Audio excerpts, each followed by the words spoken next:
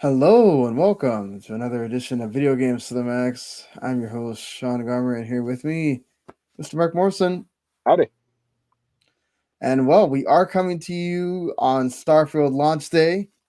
So, congrats to everybody that's been waiting for that game to come out and can now play it. And those of you that didn't buy the extra $35 edition, which there's plenty of people that apparently decided to buy it that apparently weren't going to. I know a few friends that did do that. It's it's funny. Jens did the opposite. Oh, really? Yeah, he had the $100 edition pre-order, and then once all the reviews came out, he quickly canceled that. Okay. Yeah, I mean, when you have the option of Game Pass that I'm already paying for, yeah, it helps a Right. lot to make that decision. So my idea was to wake up a little bit early and play a few hours before we started, but then I couldn't wake up, so I apologize. But we are going to get into like a review roundup kind of thing, and we have some friends that have been on the show before that one of them is already on a second playthrough, so we'll kind of get some of his thoughts as well in here. And I have watched the One Piece Netflix show twice, once in English, once in Japanese. So I have thoughts on that as well. Mark finished Stranger of Paradise already, so that he'll have some thoughts on that too. And plenty of news to get to. Final Fantasy 16 got not just one but two DLCs that are coming, and the PC version. Stray's gonna have a movie. Some sad news with Saints Row Studio Volition closing, and some other things to get into right after this.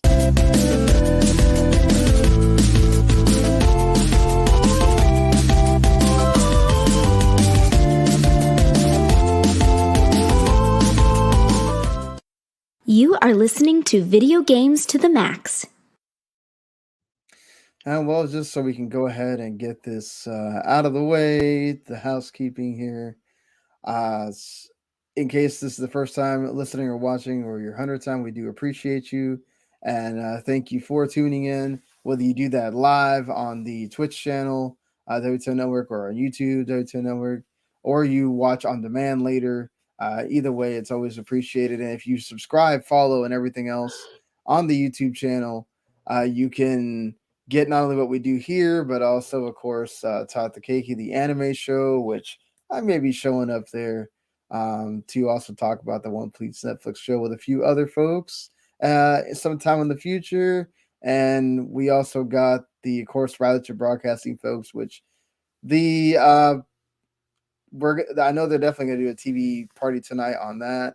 And of course, they do something every week on the channel, and they're always reviewing like the biggest movie release every week. So if you're excited about whatever movie just came out, they've definitely probably got a review for you.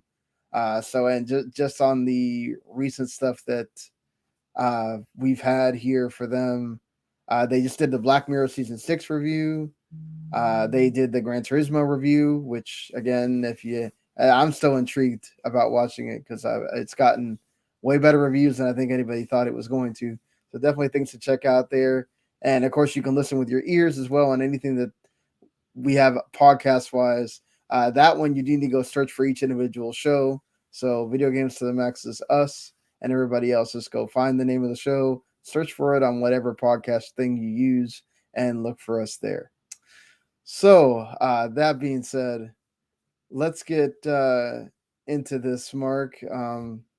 Any kind of closing thoughts or anything different that you feel about Stranger of Paradise now that you've finished the game? Or I mean, like I said, the two things, the gear system is still nuts. Like I think I mentioned to you, there's like you have like a in mission inventory of 600 items, and I was rubbing up against that in later missions. I was getting like 700 pieces of gear in one mission, and I was like, yo, this is crazy.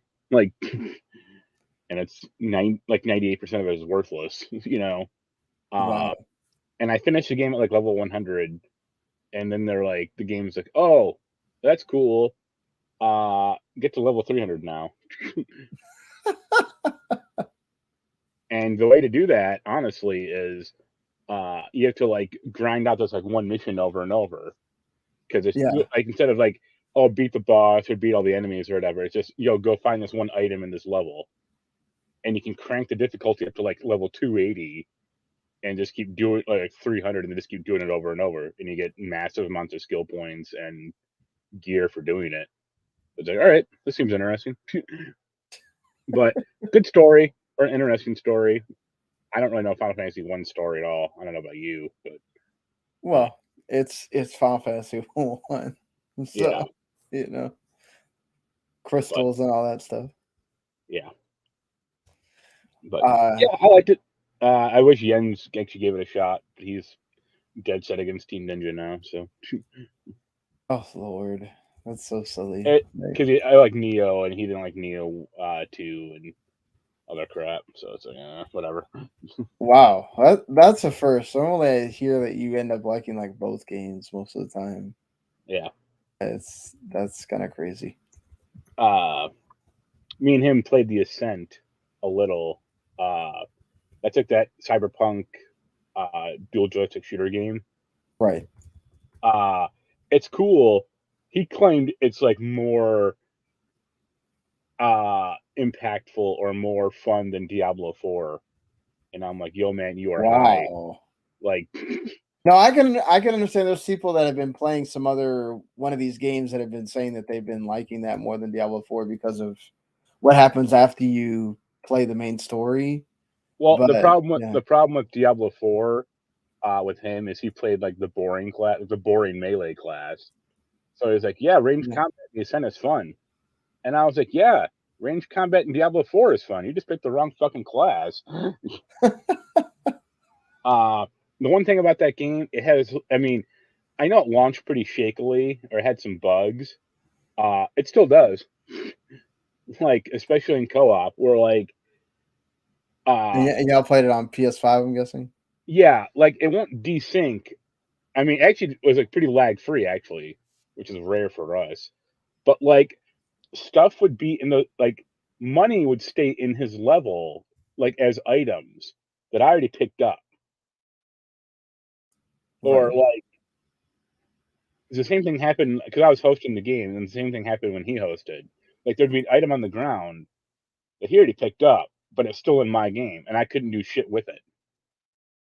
Oh wow. So that's weird. But Yeah, that is weird.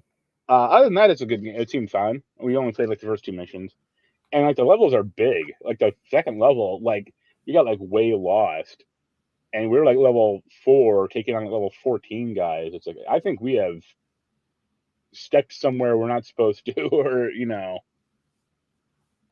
But, yeah, that's what I remember about that game as well. People would talk about that. There's no kind of like barrier that. yeah, you have like tells a you, yeah. waypoint, a pretty good waypoint system. It's like, oh, dude, take this path. It's like, well, this other path is open. I can go there. Why wouldn't I? And it's like, oh, because Right. the enemies are 15 levels higher than you. That's a good reason. Yeah, that makes a lot of sense. But the last thing I guess I mentioned just real quick. I got my number 1 DVD set ever.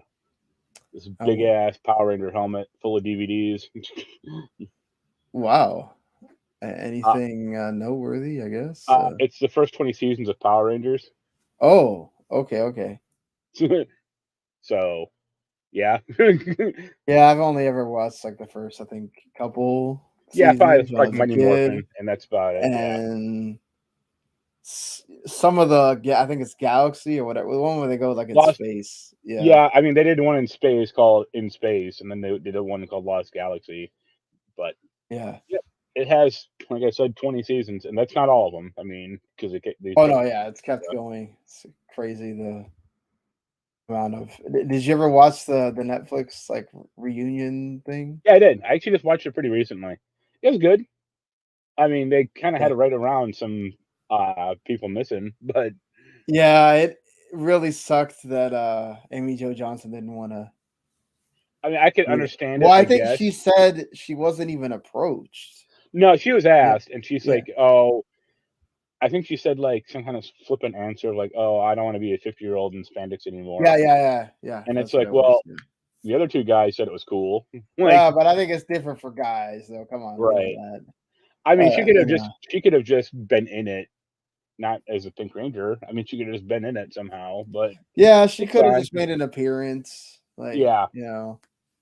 Because they had like Adam and I think Aisha in it as well, but right. it was kind of almost like a cameo. I mean, they had like one scene, but They also yeah, probably didn't want to pay her for the one scene, also.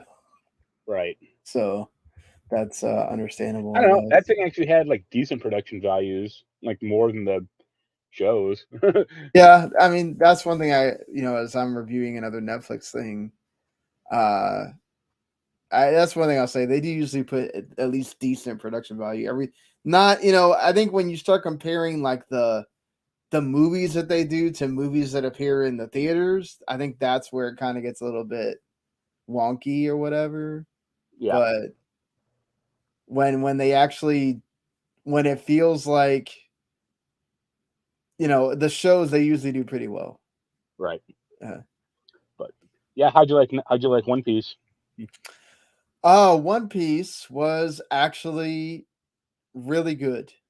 It was way better than I thought it was ever going to be. I thought it was going to be another one of these. Cowboy Bebop was okay. But there was parts of Cowboy Bebop that just like, all right, wow, we're really going It here. it was too Yeah. long. Like the episode length was too long, and it wasn't weird enough. Yep, and that's something that I do appreciate about this show is that you can see that Iricho Oda's hand is all over this. He had to say no and yes to everything. There was nothing done without his consent. It obviously helps also that a huge fan that has read every piece of the manga is the director, and other fans of the show are involved. This is not some hit list of Hollywood people doing One Piece. This is people that love One Piece doing One Piece. And they didn't try to go get big name actors to do this. I think probably the biggest name is probably Jeff Ward that does Buggy.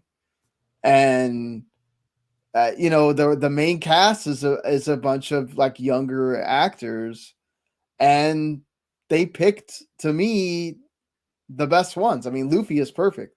Uh, Aside from the fact that he's Latino, which obviously is awesome for me, but as a Latino person myself, I love the fact that he's doing it. But he brings the charm, he brings the love, he brings the goofiness, the funniness of Luffy to the character. There's a little bit of this. It's hard because like there's stuff that you can't do, that you can't just snap on and off like an anime where you're going to get that more of like, oh, I can go from funny to serious in 2 seconds. That's harder to pull off in a live action setting. So he brings a lot more of the charm and the goofiness. It's a little bit lacking, I think, on the seriousness, but I think it's that part's easier to hit. That part of being serious is easier to hit than the funny goofiness of it. So I'll give that a pass. They changed stuff, obviously. I think for the most part, most of the changes are actually good, and some of them can actually be explained, because you have to remember that this is not just for One Piece fans. This is for people that are wanting to watch this as a way to get into One Piece, that don't have the time to read a gazillion pages of manga, or have time to watch 1,000 episodes. Now, this arc, all these arcs that are covered are the first 45 episodes of the anime, so it's not like you have to go that deep to be able to experience all this in the anime form if you want. Which I do think I encourage people, and I think it will. I think it will get people to watch the anime once you watch the show, because they do a good job of hitting things. And then once they see it's 1,000 episodes long, they're gonna go Right, there. but I mean, if you want to just watch it along with the live action, you can do that. 50 episodes is not that big a deal when you can you can watch 3 episodes in an hour. And that's another thing too. This doesn't go I think there's like some episodes that are like an hour 15 minutes or whatever. This isn't something that's like every episode is 2 hours, or you Right. know so, and like I said, the cast, they nailed the main cast, so that's what matters the most, is that Zoro, Nami, Sanji, Usopp, Luffy are all represented well. I don't know how I feel necessarily. I do think that they kind of I love what they did with the Marines as far as like Kobe gets more screen time because I always loved his character. He doesn't get a lot of screen time. He kind of goes away because obviously he's not the central focus of the show. But I don't like the thing with his with Garp revealing that he's the grandpa of Luffy really early. That you don't find that out until way later in the show, way later. And like for them to, I almost felt like to keep a little bit of the essence of that. Like I don't know why you, with what they do in the show, I don't know why you need to reveal so quickly, so early that that's his grandpa.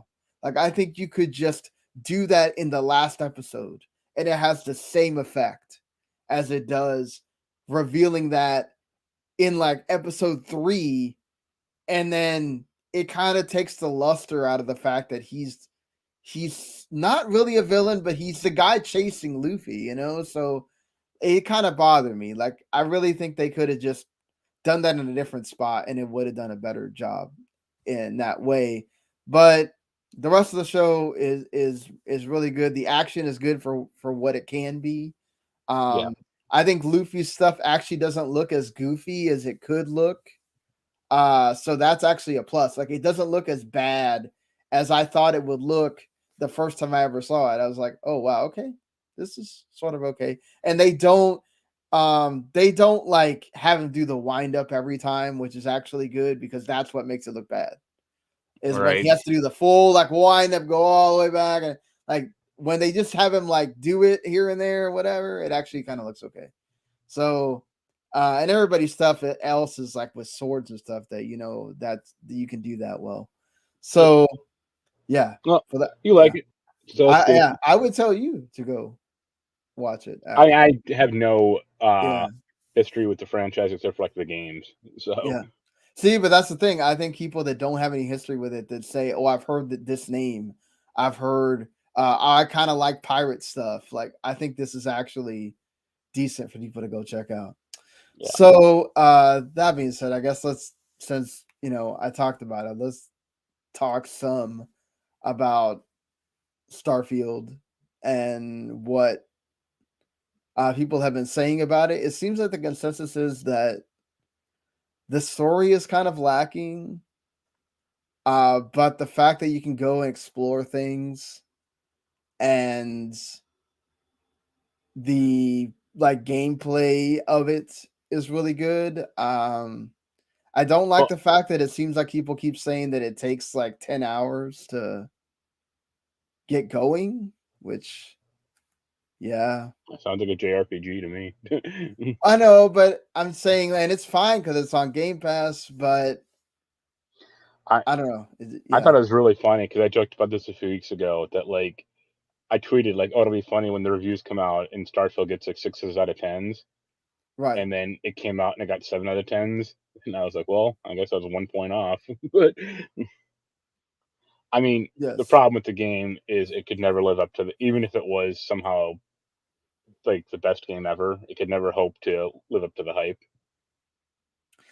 I'm Yeah, sure it's it was always going to be more. You're right. It was always it, going to be more sure it's, I'm overhyped. sure it's serviceable and I'm sure it's actually good, but you know, I've heard actually one of the best things, you know, in reading is that the space combat is yeah, fun, and that's actually intriguing to me because I like that stuff.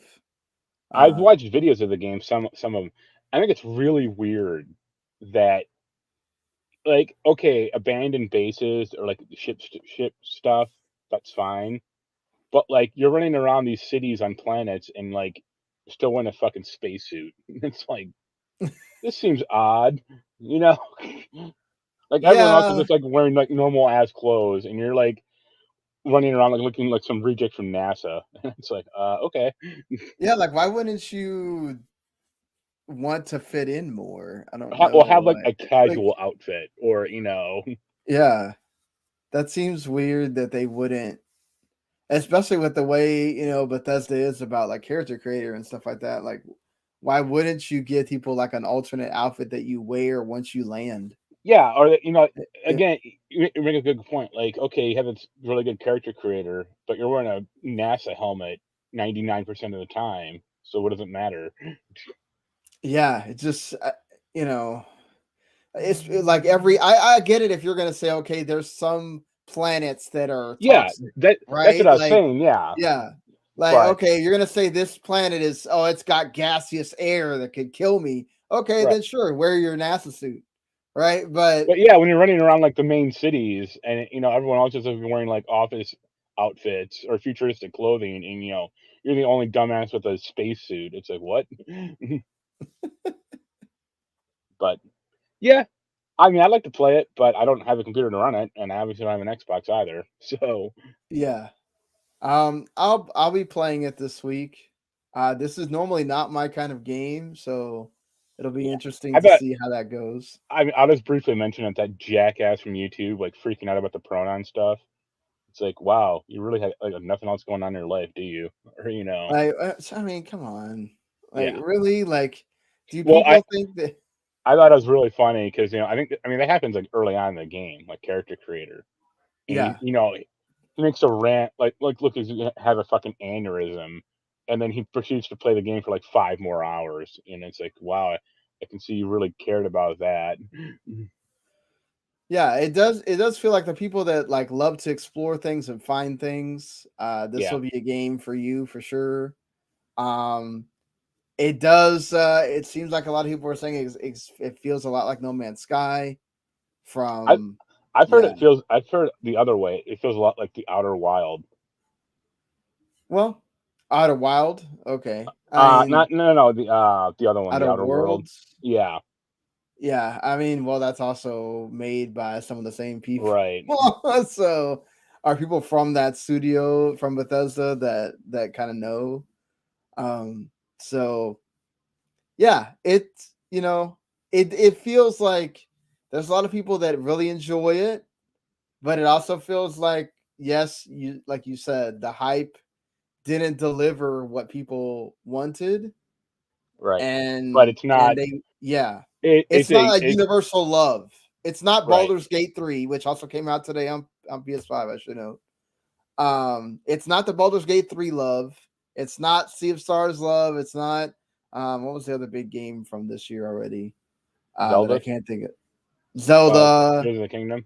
Yeah. Yeah. Like it's not getting that universal praise that I think a lot of people were hoping, and I think even Microsoft and Xbox are hoping. But let's be fair, this is from critics for the most part, and the people that have paid the extra $35 to $100. Yeah. Um, now that everybody gets a chance to play, and I mean everybody, because all you have to do is you can do the getting it for $1 thing if you want, or whatever, just to play this. Uh, now you get to make your decision, your thought of how would you like Starfield, and this is kind of how much is this game going to be talked about now that everybody also not everybody, but everybody that has a PS5 also has the opportunity to play Baldur's Gate 3. Obviously, you had to pay the $70 there or $60. But if you were hyped from what you saw with the PC version, now's your chance to go get that as well. Which game is going to be more in the conversation when you have a lot of this month, I think, before you get to something big coming out. So I hear a lot of people bitching about Baldur's Gate 3 on PS5, and it's like, yeah, I'm not surprised it's kind of fucked up, but oh yeah. well, like Yeah, I mean, let's be fair. It was in early access on PC for a long time, so they had a way to make that version better. yeah. So, yeah, that doesn't surprise me necessarily either. Yep. But all right, let's get into and I do realize that this was PAX as well this past week. And Nintendo had their thing in Seattle, which they did give us a few things from as well that we'll talk about. But I guess let's go from talking about Baldur's Gate 3 to another big game that released this year that did get some love for a while, Diablo 4. Rod Ferguson was doing an interview and he talked about that this game is apparently not just going to have your quarterly seasons, it's also going to have annual expansions because they are not playing around with the fact that this is going to be a live service game. And there is going to be story in here. They've already kind of detailed the second season story, Season of Blood, which begins next month, October 17th. There's going to be 5 additional endgame bosses and uber unique items, even, and stuff like that. So, as somebody that has the game, Mark, are you intrigued by this having annual expansions thing? Are you worried about I mean, I kind of expected it would. I don't know about annual though. That's the more questioning part. I mean, the game does leave open a few different paths it can take, but the annual thing is weird because they've been trying to say like, oh, we're gonna increase like World of Warcraft expansions, and they never have. Yeah. So that's interesting. I mean, I guess it's like how it was maybe like a 2-year cycle, or I mean, I doubt it's 1 year, but 2-year. I mean, Diablo 3 only had 1 expansion, and most of their other games have only had really 1 expansion. I mean, I guess they want to see this more have a longer tail, but Right. We'll see. I honestly think Diablo 4 kind of burned a lot of people, just because of how boring it gets in the end game. Right. And yeah, I think that's the number one thing I've heard. A lot of people don't want to go back and make a new character for seasonal content. Yeah, I don't. As I mean, well. yeah, because it's like, why would I have my main character. I have the one I care about. Like, Do you think that they'll ever reverse that where they let you no, make no? because I mean, it was part of Diablo 3, and I think they see it as like intrinsic to the game, and it's like, yo, you guys are wrong. But I'd love to see if they really got a lot of data saying that a lot of people went back and played seasonal content all the time, because yeah, why would you do this again? well, If it's a way to reuse because it's not like those games have infinite content. They aren't Path of right. Exile or Lost Ark or anything. So Well, I guess one of those things that we'll have to see how this turns out as yeah, far as being a live service game and having uh annual expansions to keep the content going. That right. seems like, man, they're really going to be on that treadmill, those people working on the game. So we'll see how that goes Yeah, for sure. Well, another game that also got a lot of love, especially from me this year, we did the spoiler cast and everything. Final Fantasy 16 is getting the basically already pre-announced PC version. Yoshida was just trying to kind of be coy about it when he talked about it before, about they weren't going to be. He was right about they weren't developing it side by side. They're just now starting development, or they've been kind of doing development, but it's not something that they were making sure that it did come out exactly at the 6-month period. They're gonna have it come out, I guess, next year at some point, and it will receive 2, not just 1, 2 story DLCs. So I guess it sold well enough, according to Square Enix. I don't, depending on who you read, they were either disappointed or they were okay with it, or they were hoping it has legs, and this is a way you give it legs, right? Promise more things. yeah, and hopefully, Also, hope you can deliver. yeah, they are releasing a song pack for Theater Rhythm, which is awesome. I was really hoping they would do that.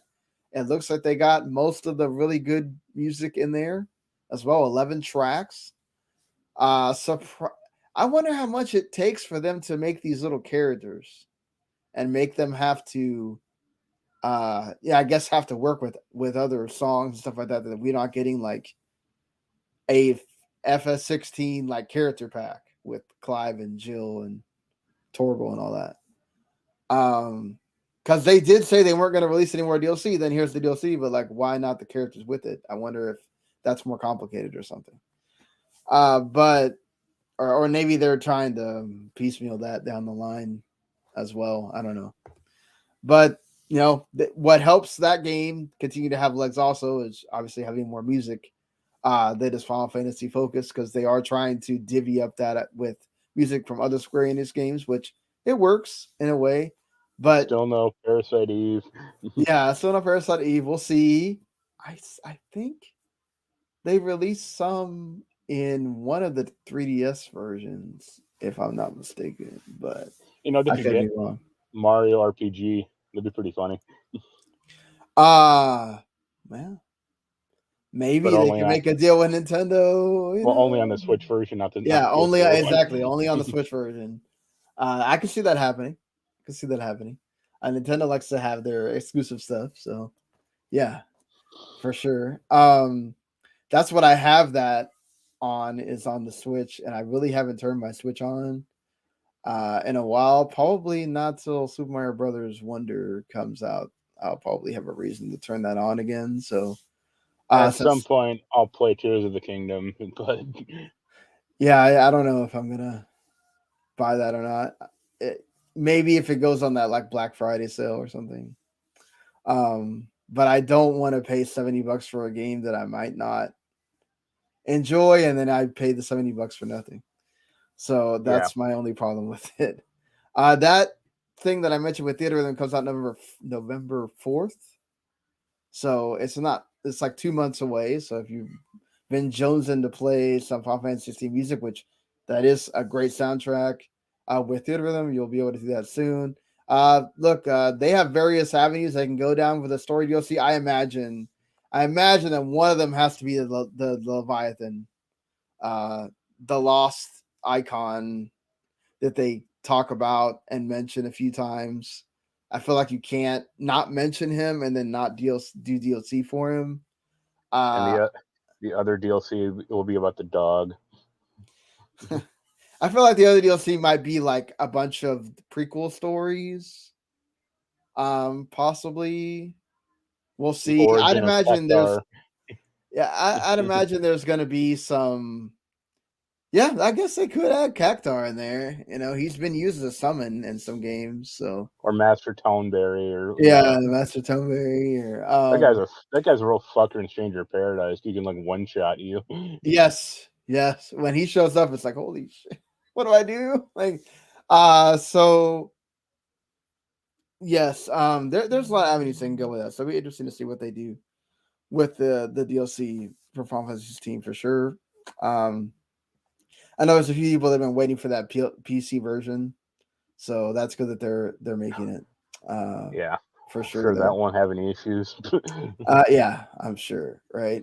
So something that maybe doesn't affect everyone, but just to bring a note to this, I don't subscribe yearly anymore. I used to subscribe yearly. Now I just subscribe monthly because whatever. It's easier for me than um, doing that whole yearly thing. But if you subscribe yearly to PlayStation Plus, the price is going to go up about $20. So just be aware. Maybe you might have to think about how much you use it, how much you play online, and all that kind of stuff. But cloud saves are also tied to that as well. So that's Yeah, something you might have to consider about like, ooh. They are going to be apparently putting cloud streaming like Xbox does into it as well. So that's another perk, I guess. It won't just be streaming off the console, which well, custom for PS5 games, they already have it for PS3 games and any kind of like the stuff that's on extra content. But it, do you think this is okay? Like, is worth it for them to? I mean, I'm sure they do. It's kind of a drag, uh, especially for like just the basic one going up like $30. I just re-upped like last month, I think actually. So I feel pretty good about that so far. Yeah, uh, honestly, I mean, they should try to make the ultimate one still better, and they kind of haven't. I really wonder if they're going to eventually. Well, now Xbox has the 3 tiers as well, I guess. But I wonder if Xbox ever does combine that first tier with regular Xbox uh Game Pass. If PlayStation also does that with the extra and premium, because charging people $2 more for, I don't know why not just cut that in half and just charge $1 more. Make the monthly price $1 more, and then you get both instead of having the 3 tiers for no reason when you're really. I mean, they've added some good classic content, but I guess not as much as I think people were expecting. Right. And it feels like they really started off the year hot with that, and then they've kind of cooled now. Now when they feel like people are kind of digging into the stuff that's on PS5 more now, they're kind of like cooling on releasing a lot of the big hits or whatever. I do think it's nice that, like they timed the Twisted Metal one to when the Twisted Metal show was coming out, things like that. That's what you can use that for as well. Is like, that something's coming from Sony movies or Sony Someone, TV. I don't know the publication. I can't remember, but I saw like a post about like, now that Armored Core 6 is out, why aren't more Armored Core games on PSN or on? I agree. Yeah. And it's like, yeah, I mean, I can understand the why they say like no, because we want people to buy this one, but it provided good history of the franchise, and to see Well, I mean, also they have to make the deal with Bandai Namco, right? Like it's not theirs. So Twisted Metal is Sony's property, so it's easier for them to do that. But they do have deals with Bandai Namco for other games. I don't mean Sony make. I mean, it was more about like, why doesn't Bandai Namco put more of this crap out? Yeah. But and they have published a few of these. Sony did specifically. Right. I mean, they have what, the other 5 that they can put out. So yeah. That's interesting. Isn't this one well, this one's not that much different than the other ones, right? Or no, it's vastly. It's actually plays well. Maybe that's why they don't want people to. Like Armored Core 1. It's like you have to use L1 and R1 to like look up and down. It's like, what? Yeah, so like maybe that's why they don't want people to go back and be like, maybe I don't. I think people actually like it though, because they can see like the evolution of a series and go like, wow, this used to be all fucked up, and now it's like Resident Evil with the tank controls, right? Interesting that's what we're doing here, Sony. I get it. I guess it's better than impacting everybody, just putting on the yearly people, but a lot of people subscribe yearly, so I don't know. Sometimes I wonder if, like, listen, maybe just put that extra dollar on there and just say, look, everybody's paying $1 more or whatnot. That I get it that making these deals for PS Plus Essential to have really good to pretty good games is expensive. Sure. And you want to pass that on to the people that are that are paying for this so they can have those. Okay, whatever, that's fair, but we're getting closer and closer to that point where people really got to think about how many of these subscriptions can you possibly afford. It used to be nice because you could just say, oh, it's PSN is the cost of a a PlayStation game, $60, and now that's not true anymore. Yeah, but now it's not even going to like, okay, games are $70. Now it's over that, so it's like, that's another cost, So, yep, again, it's just something a lot of people have to think about. I know there was a lot of angry people, but again, the internet isn't a great barometer for what everybody else is doing. It's just a bunch of loud people that are upset. And then eventually when they realize that, I can't live with my friends now, you kind of have to decide to pay anyway. So, yeah, talking about other things here that don't necessarily involve PlayStation. Like I said, Nintendo had their thing in Seattle, their little expo thing. Before that, they had a Nintendo Direct for Super Mario Brothers Wonder, which that comes out in about a month and a half now, October 20th. And they released all of the characters. There's going to be a bunch of Yoshis and Nabbit that are for the kids. The red, yellow, and light blue, I think, they won't be able to transform with power-ups, but they don't take damage. So if your kids want to play with you, those are the characters that you want them to control. And then of course the Toads, Daisy, Peach, Mario, Luigi, all that. There's a new badge system where you can like equip badges and get abilities due to those. So like you can get a wall climbing jump, a dolphin kick, hover jump. Yeah, those are all fun to do. The elephant, they expanded more on what the elephant powers can do, which include hitting them with your like trunk and stuff, which looks really funny.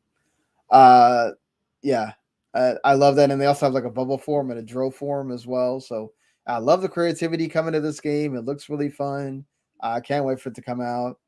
And we'll see how well it's received. It looks like a lot of people are very, very excited about it so far. So can't wait for this to come around on October 20th. Speaking of some non-gaming stuff really quick, Stray is going to have a movie, an animated movie. It's being made by the Annapurna like entertainment folks are involved with that.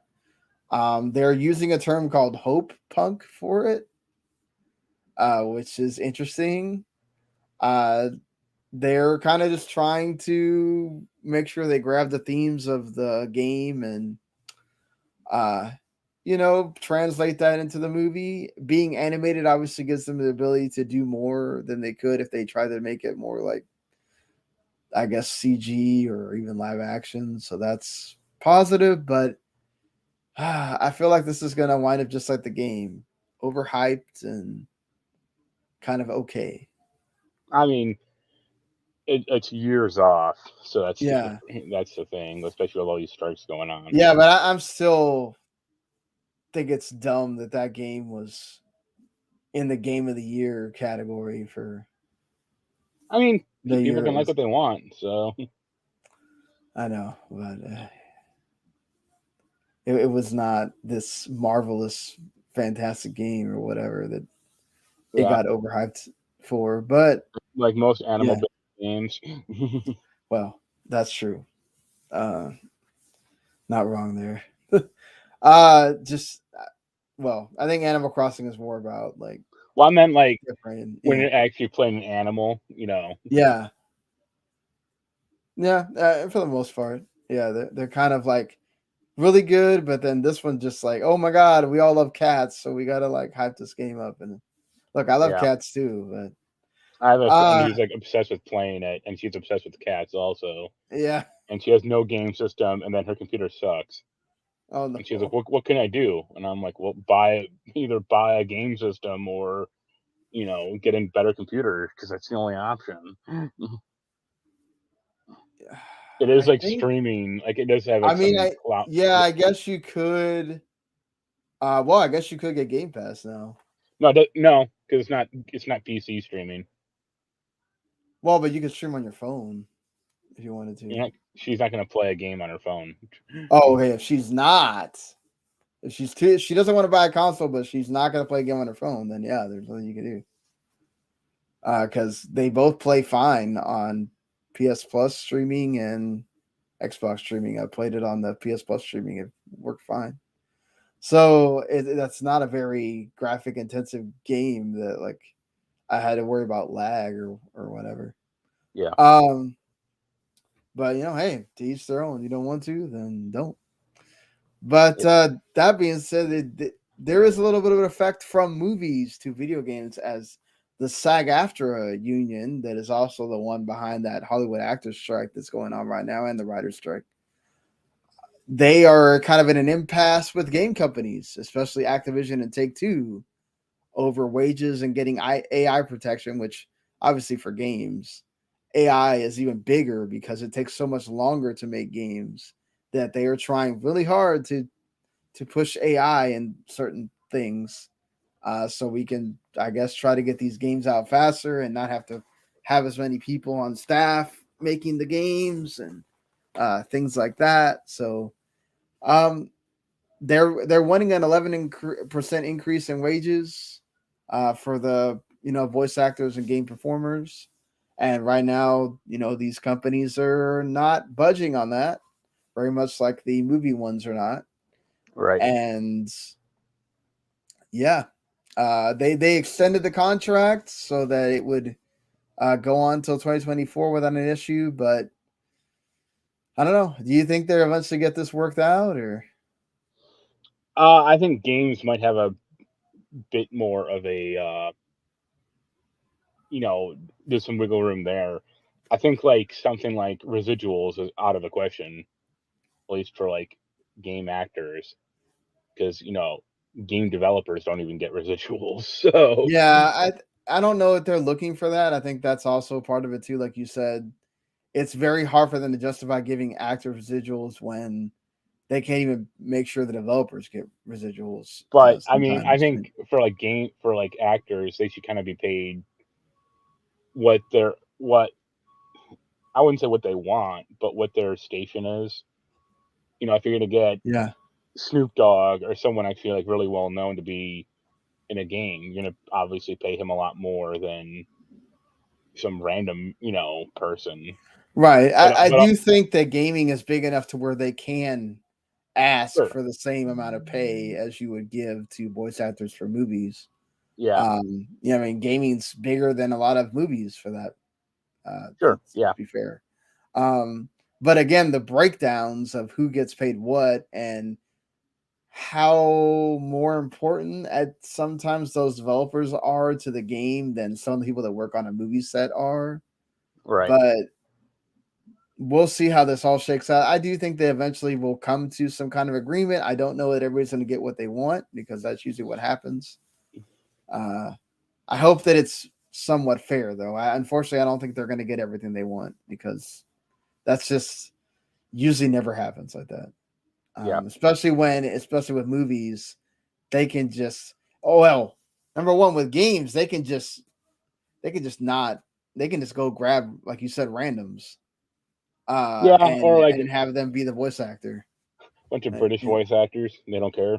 So, um, with games, it's more of like, okay, some of these higher paid or more well known folks, like, do we really want to keep paying them or do we want to save money and go somewhere else? Whereas I think movies, you can't really, it is all about that actor, that actress.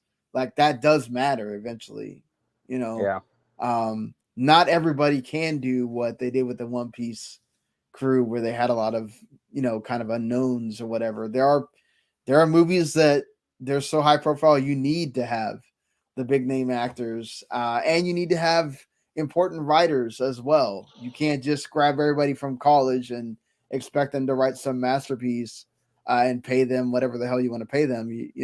You're going to have to get these experienced writers in there and pay them what they deserve. So, however long this is going to go, this is eventually obviously going to start affecting, new shows are supposed to be coming out like within the this month. And I don't know how many are sidelined at this point because there's been this strike going on.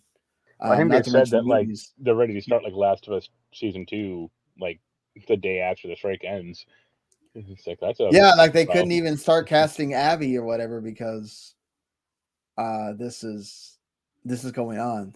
yeah. So um yeah, that's a thing too. It's like, yeah, all these shows that, and I'm worried too for the One Piece show that could they decide to just cancel it because this thing goes on too long and they What are you talking about, yeah. man? Netflix canceling a beloved show? That never happens. No, of course not. I'm just Mhm. saying, yeah, they do this all the time. But Mm. I would hope that they would be able to wait this stuff out and not just be like, okay, we're gonna start canceling shows because we don't want to keep people on payrolls or whatever. Uh, Unfortunately, we have to speak sometimes about people not being kept on payrolls because a whole studio's been closed, and that is what's happened with Volition. This is a studio that's been around for 30 years. It has suffered from, we talked about this, what was going to happen with the Embracer not getting that money from the Saudi Arabian folks, which, they revealed a couple of weeks ago that it was that Savvy Game Group. Interesting that, Saudi Arabia keeps putting money into Nintendo and other places, but they didn't want to put in money to Embracer Group. Um, I guess, now that soccer is taking up all the money on the private investment fund, they decided we're going to lessen a little bit on the video games. So yeah, Embracer had to decide to, that's partly why they sold off Tomb Raider, or the rights to Tomb Raider to Amazon, because they needed money. They've kind of they've I guess added some more of those Lord of the Rings the shows and all that stuff too, because they need money, and they've had to close studios and restructure people and move them around, and this is one of those casualties, unfortunately, from what happened, not getting that $2 billion. And it sucks. Like, they were already going to put them in with Gearbox, if you remember. I think we talked about that too. I don't think it's like, So, I mean, obviously the Saudi deal falling through didn't help, but like, honestly, that reception for Saints Row, which hilariously is now part of PS Plus Essentials, is yeah, you can go pick it up now. yeah, it's like that. I mean, if that game had done well, obviously they wouldn't have closed on the studio. No, you're right. They would have found a way And to keep it going. I guess I don't know. I saw some report that like it wasn't like because Saints Row had some like really weird tonal problems, and it wasn't Volition, like it wasn't like their fault specifically. I guess people are really blaming like Deep Silver for that because they wanted it to be like a more like sunny and optimistic game, Right. and it's like that seems incongruous with Saints Row. I mean, they'd be like trying to make like GTA but with smiles. It's like what? Yeah, it was an interesting kind of like, call it woke take, Yeah, right, on the series, and a lot of people were upset about that. So I mean, yeah, I wouldn't have cared.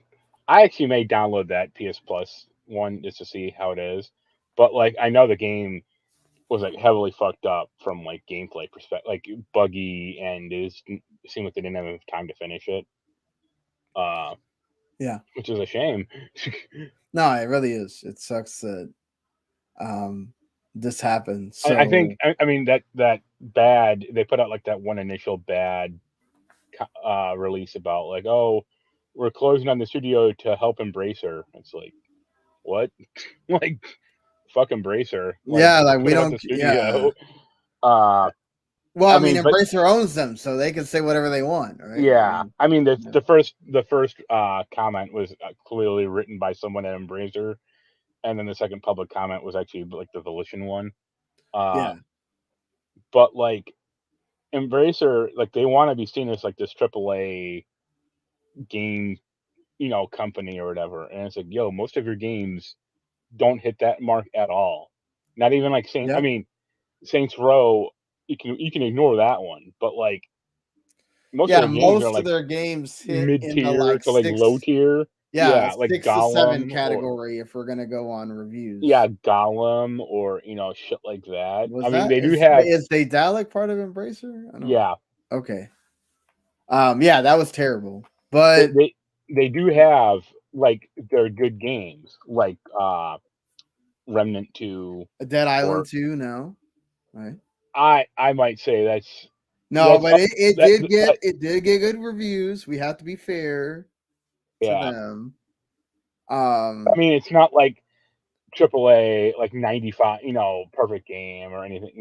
Tiny Tina was well received for the Yeah, most that's what I was gonna part. say. Yeah. Borderlands is still It may more not or have less sold, I fine. think, what they wanted, but Tiny Tina was well received.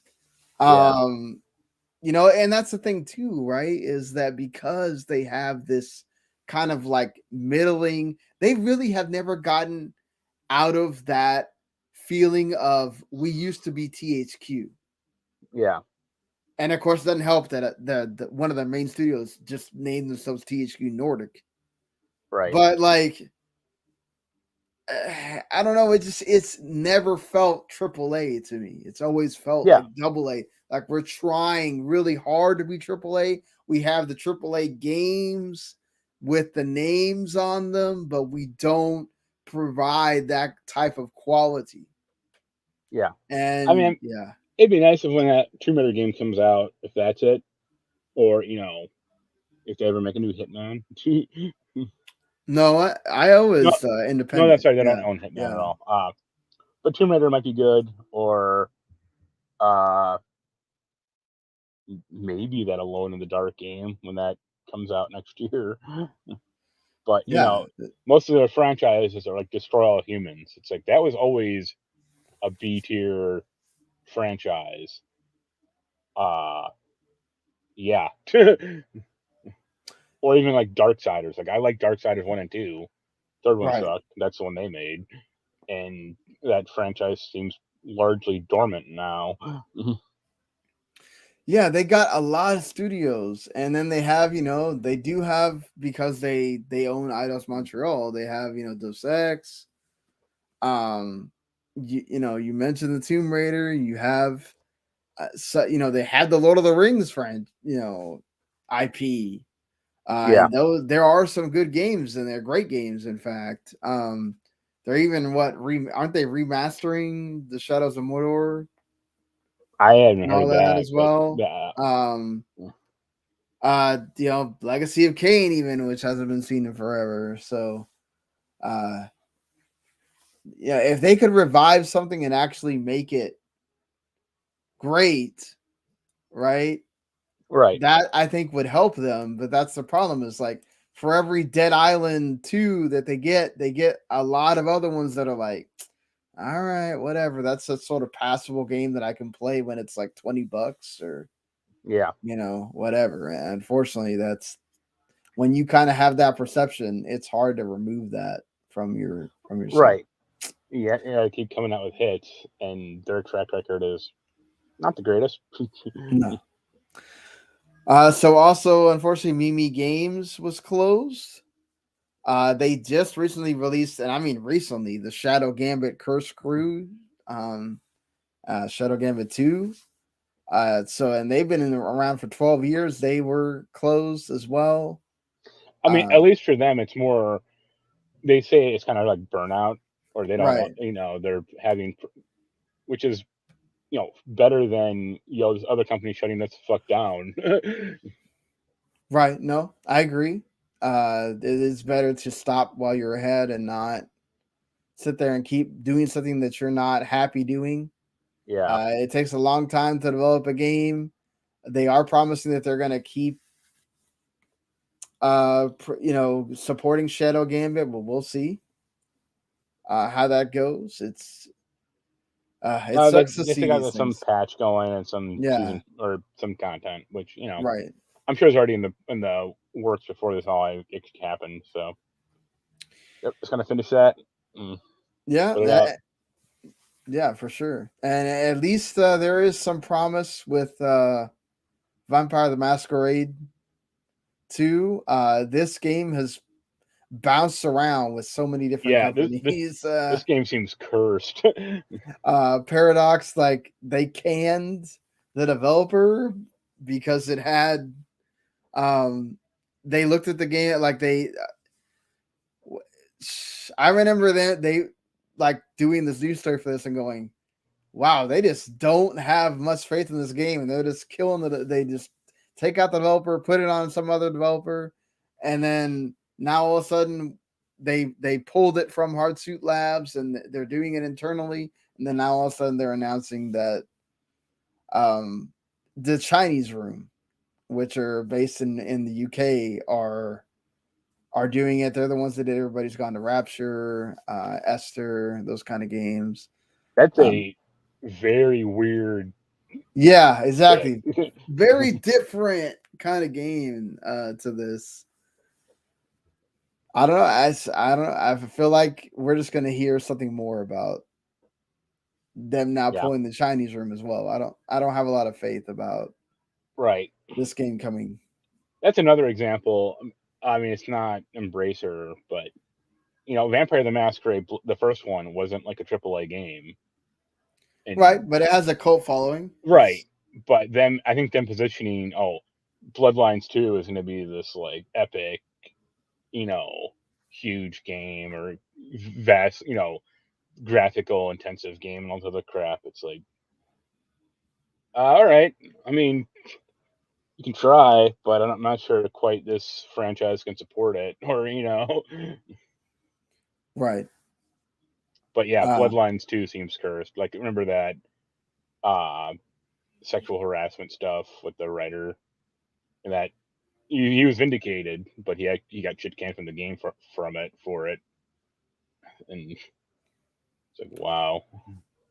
yeah, and I guess I do want to give shout out to people watching here, making just commenting hello to you as well. But So, yeah. I mean, this is very quick. Speaking of other cursed games, uh, Skull and Bones lost another creative director. Oh, brother. Yeah. That game is something else. Yep. The gift that keeps on giving. And I apologize if my internet's being weird. I have it connected to the Ethernet, and I haven't had it actually dip in quality ever since I did that, and it's doing that today. I don't know. I guess just in a bad Xfinity's in a bad spot at the moment, probably. So you know, I guess that's really sucks about Skull and Bones. I feel so bad for those people making that game. Ubisoft really needs to, I don't know what they can really do. Like at this point, like everybody knows what that game is. It's like I don't think you're gonna be able to get anyone more excited for that game. Just I don't know, release it and do what you've been doing, which is then try to make it better once it's already out. Or Yeah. yeah, it's ever since they showed off that last gameplay of it, I was like, I don't know who's excited for this, but I really can't um get that. I really can't get that image out of my head anymore of just okay, this is what that game is. They changed it. Whatever, Yep. whoever's excited about this, that's a really small number, probably. Right. So, well, there were people that were excited for Redfall for a while, myself included, and we had to go through the whole expose on what happened with that game and how it failed to deliver on everything that it promised, essentially. And they did say after all that, and Phil Spencer came out and did his interview with Kind of Funny, and he did say that they were going to keep supporting the game. Pete Hines has also kind of reinvigorated that and said that they will also continue to support the game. We are a company that's had launches that didn't go the way we wanted. We don't quit or abandon stuff just because it didn't start right. We are continuing to work on Redfall until it becomes a good game. And that's true. Elder Scrolls Online and Fallout 76 both were not good games when they came out. They kept working on them. And actually, for some people, Fallout 76 is perhaps one of their favorite things that exist in the Fallout universe right now. Those are bad So people. I don't know if those are bad people. There's people that love Fallout 4 and then turned around and realized they didn't love it that much. My question to Pete would be, yo, Pete, why do you keep releasing bad games at launch? Like, why don't you hold off I mean, Deathloop and wasn't bad at and launch, not right? have to do the song and dance of like, oh, 2 years from now it's passable. It's like, okay. Right, but I'm saying like they just released two good games. They released two good games before this, so it's not like every game that have come out of Bethesda has been terrible. I mean, Starfield Right. is what it is. We talked about it just now. So like, just you had this. We know the story behind Redfall. What happened with Redfall? The acquisition happened. Microsoft didn't want to put anything behind it. They kind of just said, "All right, you're already making it, so whatever." Nobody really had faith in this game. You know, they are going to do 60 frames a second apparently. Um, he does know that it lit. I hope it's not an omen, but he says Game Pass lives forever. I don't know about that, but I hope so. I hope it lives on longer. But I just think that unfortunately, more things are going to come to Game Pass. We just had Starfield. We're going to have Forza in a month. people are going to forget about this game. It's going to Right. get to the point where will it really be worth it to keep working on this game that not a lot of people are playing? I don't know. I guess if you maybe do DLC or do some kind of expansion and put some kind of marketing weight behind it and get people reintroduced to it, I guess maybe you could. Hey, But man, yeah, it worked for Anthem, didn't it? well, yeah, we know what happened. To be fair, that was EA finally just deciding, you know what, this is not worth it. Yeah. So will Microsoft ever get to that point? I don't know. They're I guess it would have to come from Bethesda themselves, because it's like it feels like Bethesda's more and more in with Microsoft now, but it also feels like they still have their kind of independence in a way. So Right. I guess we'll see. And unfortunately, it feels like PAX was also a time for people to reveal that their games are delayed. There was quite a few of these. I don't think we need to talk about all of them, but I know one of the ones you were looking forward to, Suikoden 1 and 2, Yep. have now been delayed in 2024. And they've reached a conclusion that despite the very best efforts trying to get it out in 2023, they need to ensure quality and just delay Yeah. it, which that's fine. You know, I don't know I if just there's much I else just you want want them to announce their big stupid collector's edition, so I can just pre-order it and move the F on. right? That's always cool when you get your collector's edition of the game, game you really wanted. And I don't know that anybody really asked for this game, but Rugrats is getting a new game on NES and consoles. Same made by the same people, Wall Ride Games, that made the Jay and Silent Bob Mall Brawl game, which was fine. I kind of got that Lion King and Aladdin kind of vibes from this when I saw Yeah. it, which is fine. It seems to be kind of a little bit in vogue to bring this back. I loved Rugrats as much as the next person. They really were one of my favorite shows from the Nickelodeon days. I don't know that I would, buy this necessarily, but I think it's So cool that it I exists. I guess Yeah. I hated Rugrats, so I mean, sure, I Which guess ones were your favorites from like the that? Nickelodeon cartoon era. Yeah, like Doug, Uh, Rugrats, and Hey Arnold for me were the Hey Arnold was okay. I yeah. don't really like Doug either. I guess I like Real Monsters. Okay. You like Uh, Ren and Stimpy? that was okay, like way back Yeah. in the day. I actually like a lot of more like Nickelodeon's like live action stuff, like Are You Afraid of the Dark or Oh, well, Akira. yeah. Are You Afraid of the Dark was great. Uh, Uh, yeah, I feel like that show, along with Goosebumps, like the books, and like that came right. out at a time where it's like that was what people our age wanted. We wanted stuff like that. Kind of felt like more Yeah, it adult. was like a good introduction or gateway to horror. Yeah.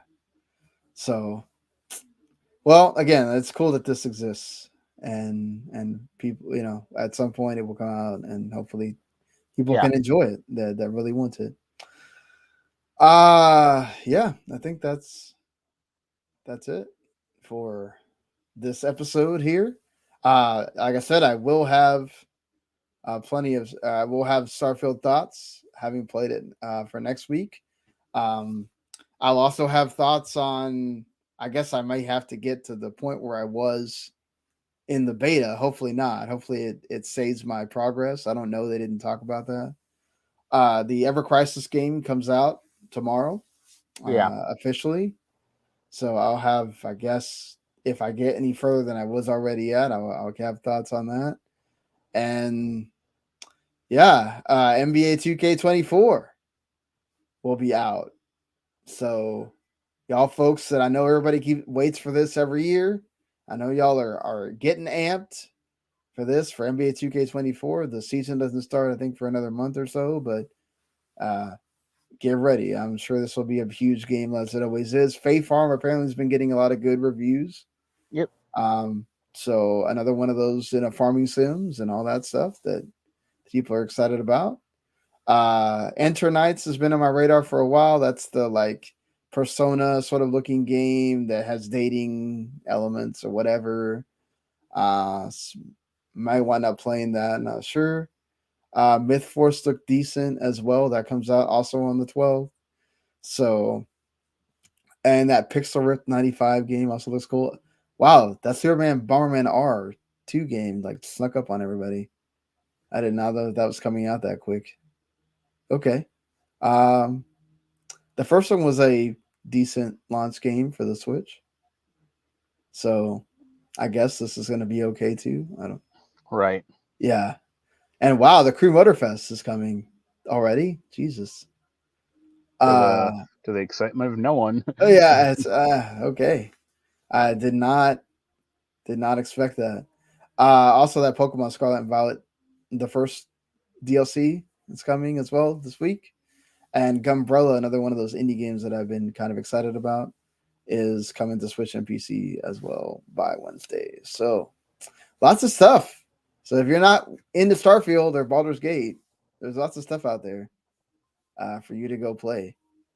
For sure. This is that fall season where even that Biden Kaisos 1 and 2 remaster is coming on next Thursday. So again, like I said, lots of stuff coming in the next week for you to play if you're not into Starfield or Baldur's Gate 3. So that being said, folks, thank you so much for joining us this week. I appreciate you watching live or listening later on demand or watch it on demand. If you like the show, you can go subscribe on the YouTube channel, hit the ring the bell, follow for notifications. Of course, that also means you get our movie stuff, entertainment stuff, and anime stuff as well. And if you listen on the audio, go ahead Video Games to the Max up there, and you'll get it whenever we do a show. Sorry for the last episode being out late. I had a lot of things going on this week, but this one should be out a lot faster because I can do it while I'm working. At least the editing part. So that being said, see you later, everybody. Till next week. Later. Bye.